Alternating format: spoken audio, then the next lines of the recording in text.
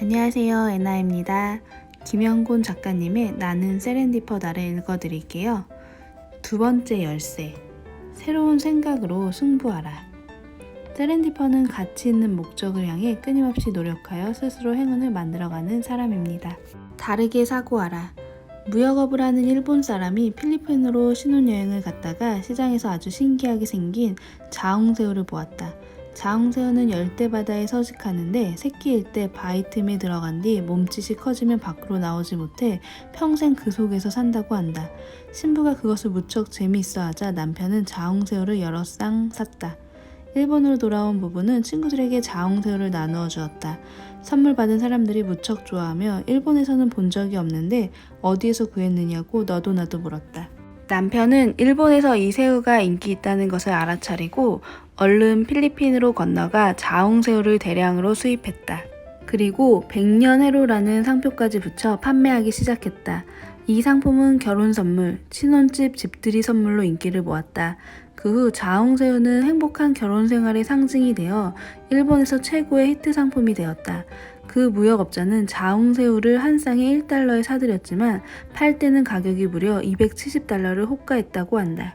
아직도 정보가 재산이라고 믿는가? 그렇다면 당신은 시대에 한참 뒤떨어진 사람이다. 인터넷에만 접속하면 수많은 정보가 쏟아지고 새로운 정보가 전 세계로 퍼지는데 몇 분도 채 안 걸리는 세상에 우리는 살고 있다. 정보는 더 이상 소수의 독점물이 아니다. 정보를 독점한 채 권력을 휘두르던 시대는 이미 오래전에 지났다. 요즘은 누구든 원하는 만큼의 정보를 얻을 수 있다. 이제 단순히 정보를 모으고 그것을 머릿속에 집어넣는 것은 무의미해졌다. 그 대신 수집한 정보를 종합하고 비틀고 재정리하여 새로운 정보로 탄생시켜야 한다. 누구나 아는 정보를 특별한 것으로 만들려면 어떻게 요리하느냐가 관건이다. 어느 날 갑자기 올레라는 말이 등장했다. 헬로우를 거꾸로 뒤집은 말 올레. KT는 올레 경영을 통해 새롭게 거듭나고 있다. 원래 다 그래를 뒤집어라가 KT 혁신 경영의 중심 문구다. 올레는 KT의 영업이익을 크게 향상시켰다. 20세의 젊은 나이에 마케도니아 왕이 된 알렉산더는 발상의 전환에 탁월한 인물로 유명하다. 스승이었던 아리스토텔레스는 페르시아인에 대해 편견을 가지고 가르쳤다.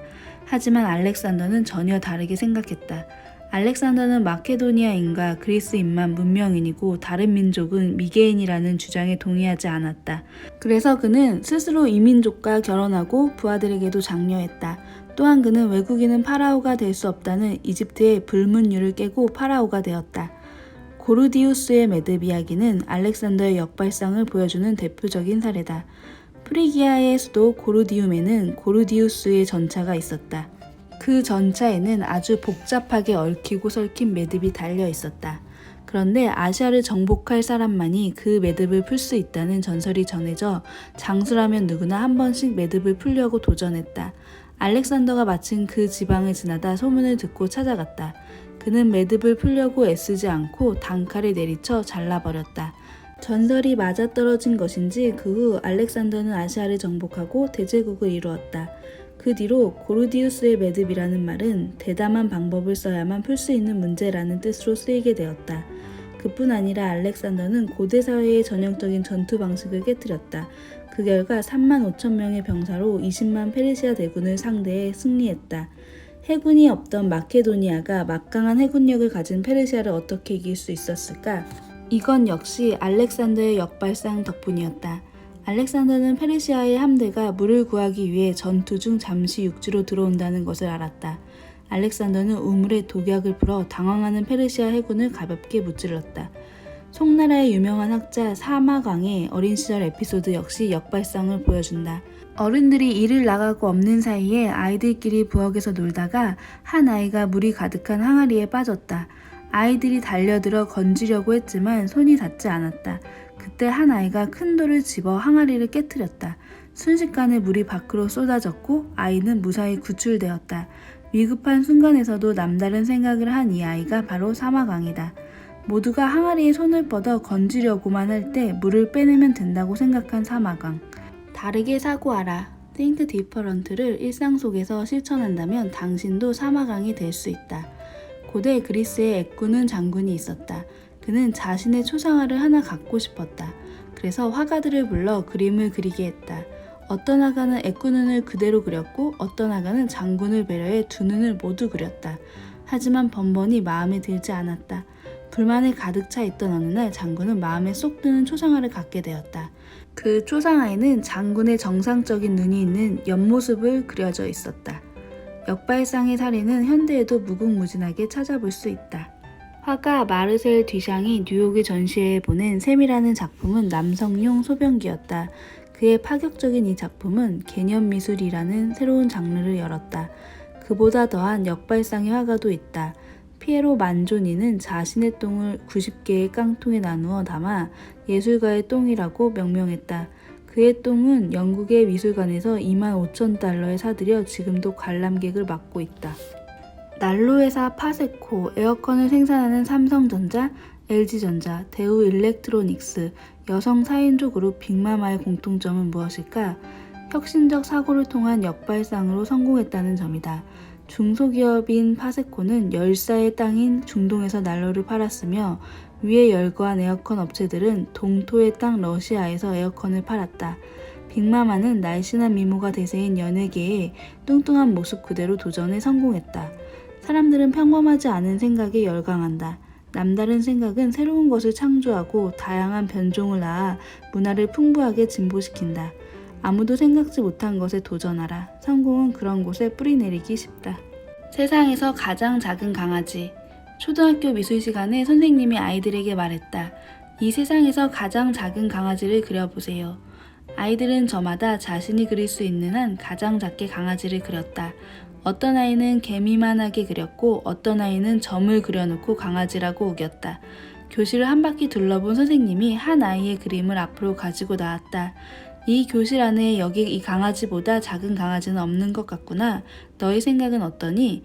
선생님이 펼쳐 보인 그림에는 강아지 한 마리와 그보다 50배는 큰 개미가 그려져 있었다.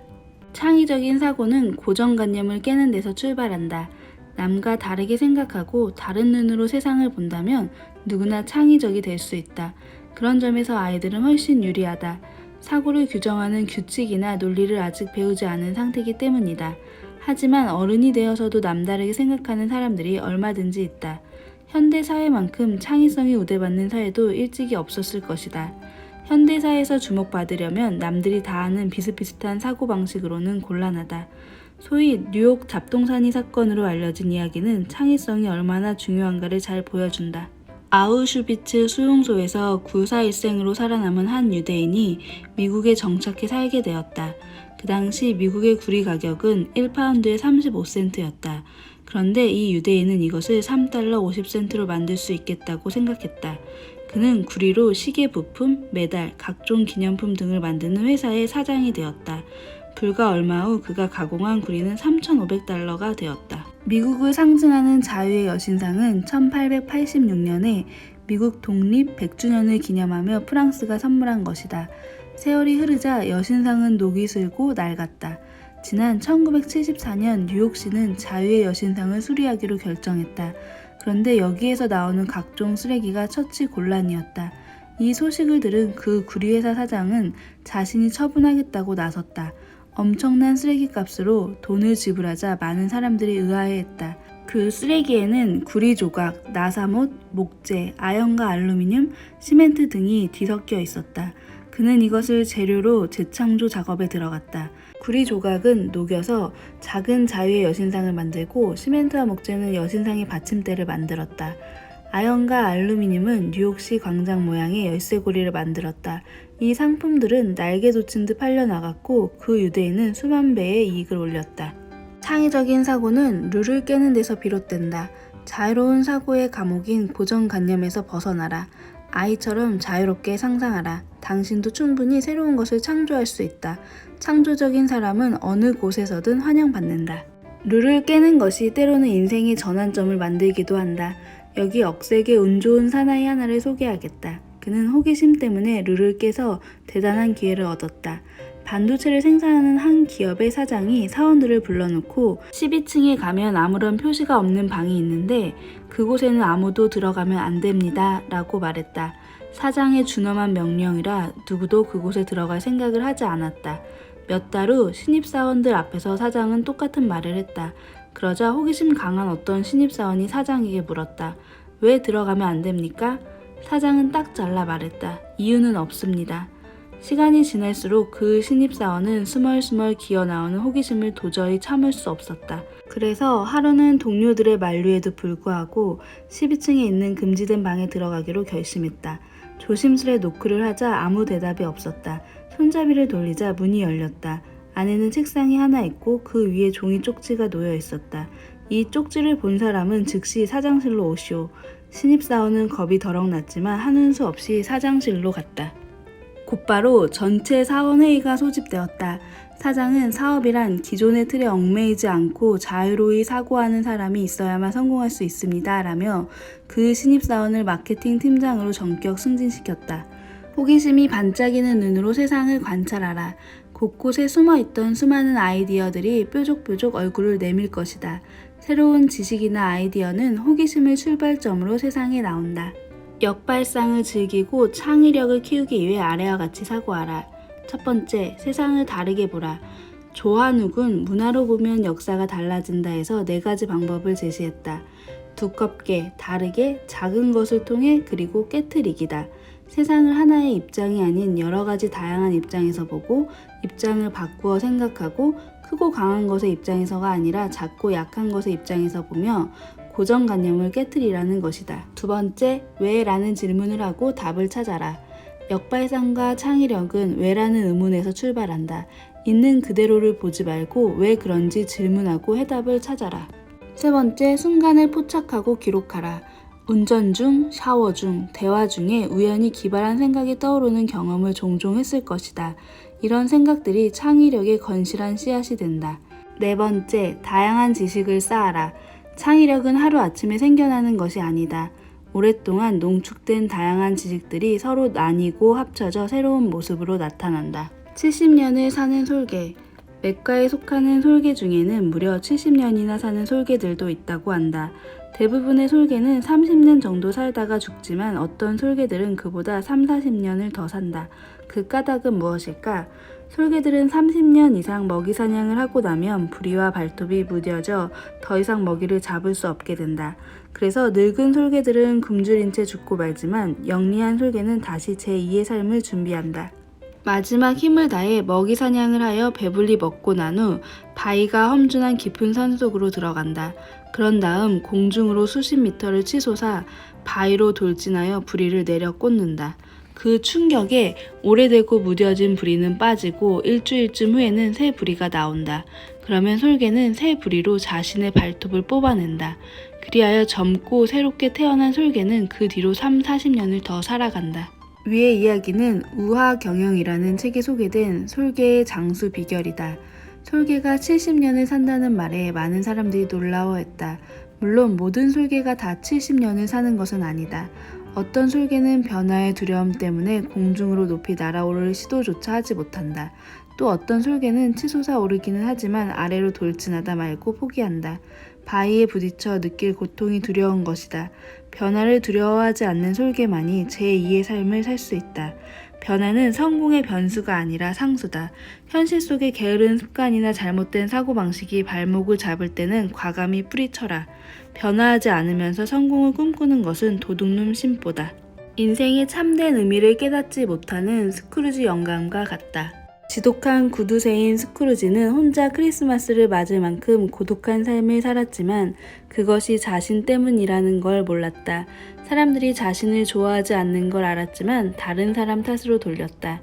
그러던 어느 크리스마스 이브, 먼저 세상을 떠난 동업자 말리의 유령이 찾아와 깨달음을 주자 한겨울 얼음장처럼 꽁꽁 얼어붙어 있던 그의 마음에 변화가 일기 시작했다. 한 번도 돌아보지 않은 자기 삶을 비로소 돌아보게 된 것이다. 변화를 하고 안 하고는 자신의 선택에 달려있다. 변화하는 순간 기회가 온다. 스스로 변화하지 않고 왜 나에게는 기회가 오지 않을까 생각하는 사람은 감나무 밑에 누워 홍시가 떨어지기를 바라는 사람과 같다. 일어나서 나무에 달려있는 홍시를 따거나 아직 홍시가 되지 않은 감을 미리 따서 홍시를 만드는 사람만이 달콤한 홍시를 맛볼 수 있다. 한 나라의 발전도 변화에서 시작된다. 미국을 건국한 주역들은 유럽의 낡은 제도를 과감히 버렸다. 그리고 자신들이 세운 새 나라에 걸맞은 혁신적인 제도를 만들었다. 한 사람이 권력을 틀어진 군주제를 버리고 정해진 기간 동안 제한된 권한을 갖는 대통령제를 도입했다. 조국 프랑스가 공화정으로 발전하기를 원했던 알렉시 드토크빌은 격정으로 치닫는 프랑스를 떠나 미국을 몇 년간 여행했다. 그는 이때의 여행 경험을 기반으로 당시는 물론 오늘날까지도 많은 영향력을 주는 미국의 민주주의를 출간했다. 토크빌은 신분의 벽이 강하게 남아있는 유럽과 달리 미국 사회의 평등성을 발견했다.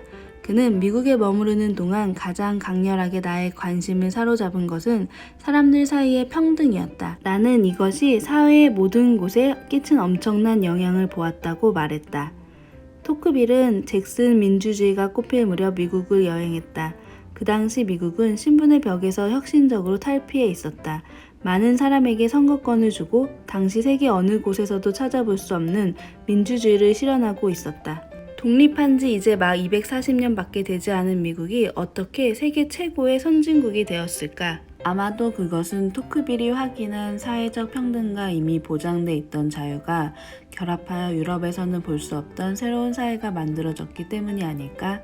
다시 말해 개인의 능력과 노력에 따라 사회적 유동성이 보장된 개인주의가 뿌리내린 덕택일 것이다. 역대 미국 대통령들 가운데 성공한 것으로 평가받는 이들은 하나같이 변화를 주도했다.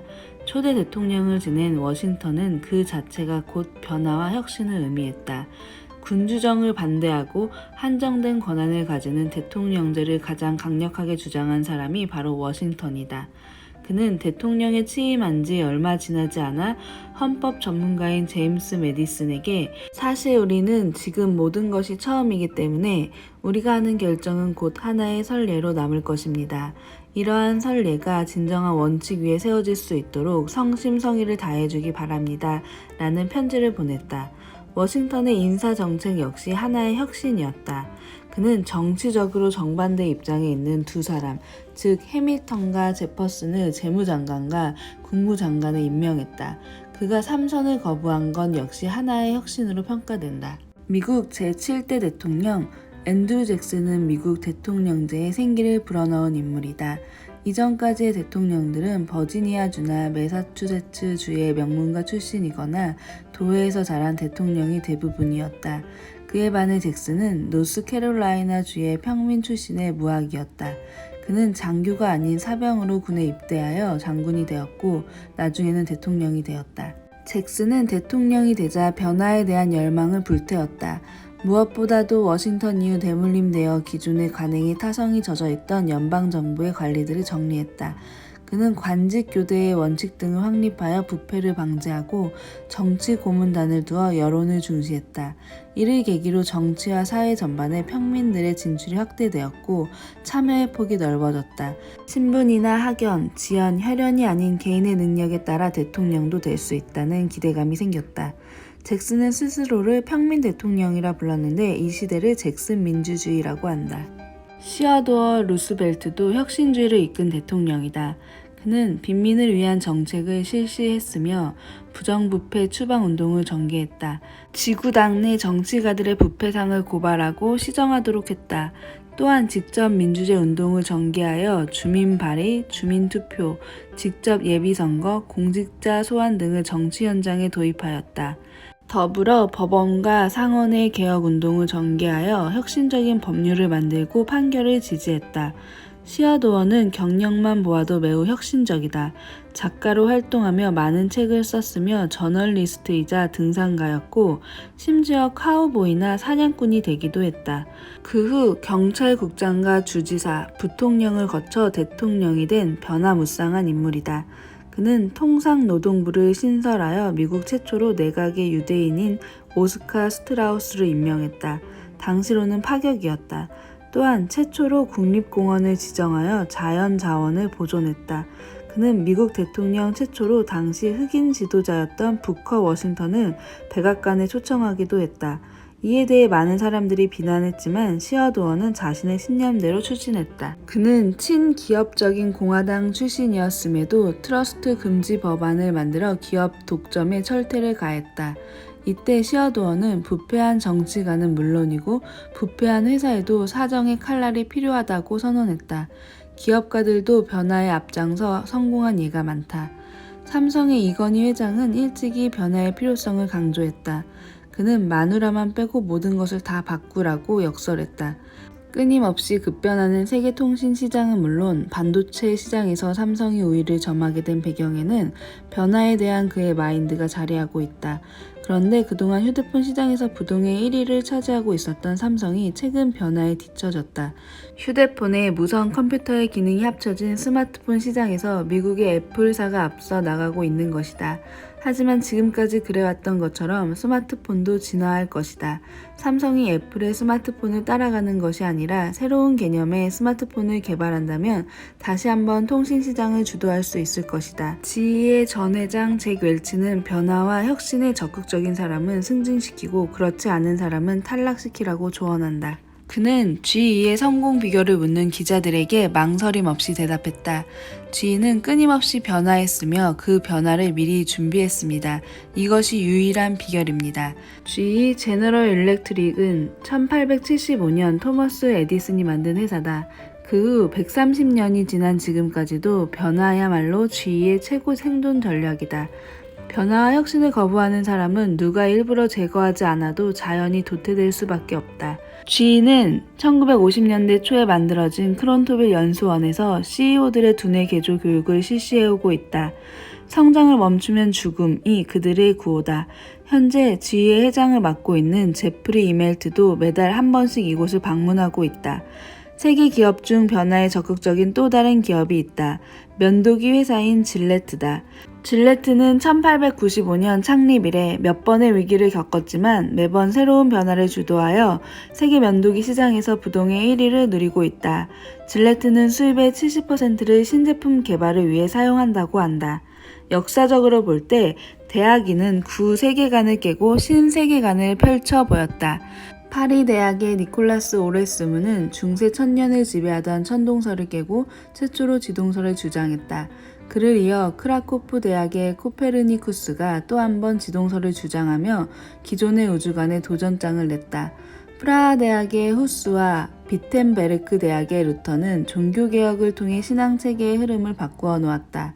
이탈리아 청년운동의 성각자 마치니는 제노바 대학을 다니는 동안 조국 통일을 꿈꾸었다.